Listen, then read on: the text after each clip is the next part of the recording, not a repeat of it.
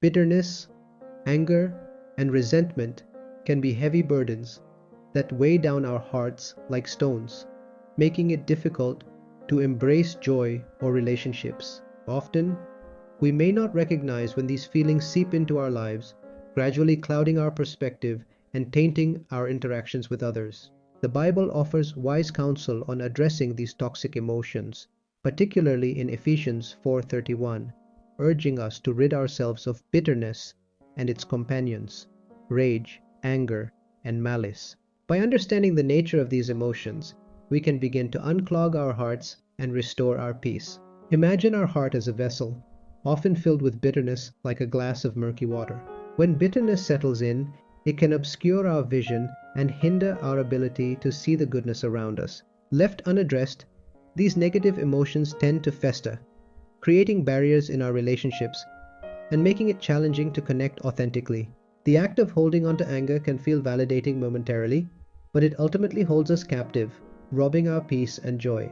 Thus, acknowledging the weight of these feelings is the first step toward liberation.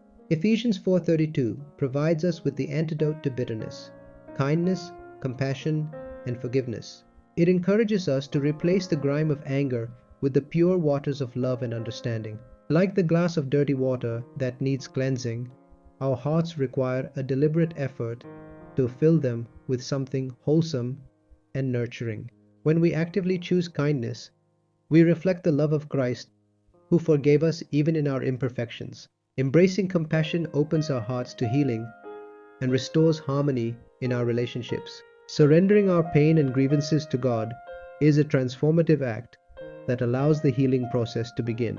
As we acknowledge our struggles with bitterness, we can invite divine strength into our lives, empowering us to forgive. Forgiveness is not merely an action, it is a heartfelt decision to let go, a choice that liberates us from the chains of resentment.